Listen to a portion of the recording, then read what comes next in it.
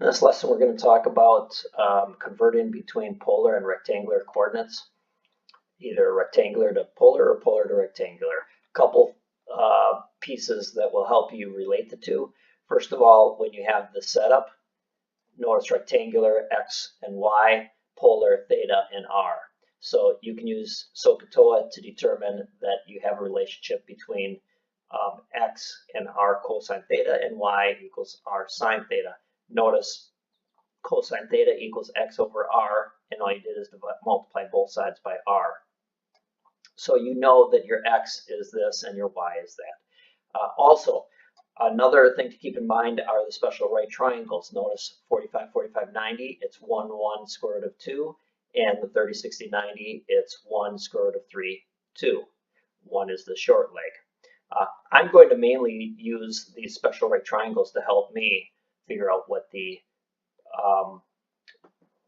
conversions are. Now, when it's asking for the converting between polar to rectangular, what I would do is just graph every single one of these and find out what's missing. So, for example, when I'm looking at this, I have negative 60. This is going to be 20.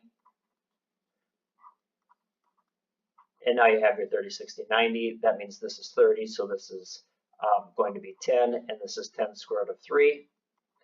So your rectangular point is going to be positive 10, negative 10 square roots of 3. Just have to remember positive and negatives are going up or down.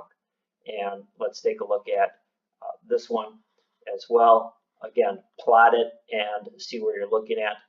This is a 0.5 pi over 3, but it's negative 1, so it's down in here.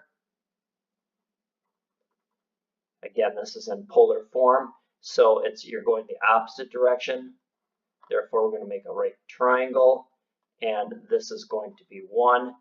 And I know that if this is 5 pi over 3 here, or 5 pi over 6, that I know that this angle right here is going to be pi over 6. I know that because pi over 6 more from 5 pi over 6 gives you pi all the way around it, and then those would be vertical angles, if you think about it that way. Now, if I know that that's pi over 6 and this is 1, then I know that this has got to be 1/2, and this is square root of 3 over 2 by multiplying 1/2 by square root of 3. Okay, so now you have your point. My point is going to be positive square root of 3 over 2 and a negative 1/2. All right, now the question is, well, what about these? And so you also would plot these rectangular points, 2, negative 2. And you know if it's going to be, I always like to think about it in positive terms. The question is, what is that angle and what is your r? So you know that r is r theta. So r is 2 square roots of 2, since it's a 45, 45, 90. And then that angle is going to be a negative pi over 4, but it says this condition between 0 and 2 pi, so it's got to go all the way around this way, meaning 7 pi over 4.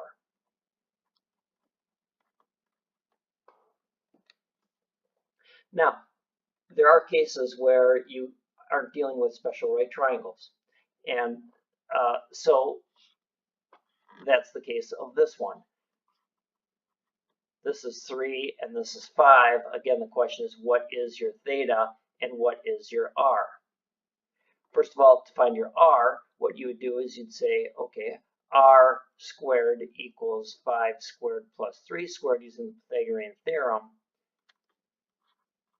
25 plus 9 is 34, square root of 34. And then your theta, you'd use tangent of theta is equal to 5 over 3, and therefore take the tangent inverse of both sides and see that theta is equal to tangent inverse of 5 over 3, and therefore your theta is going to give you an angle. Therefore, this is going to be square root of 34, and then whatever that gives you for your theta. That's converting points between polar and rectangular and polar.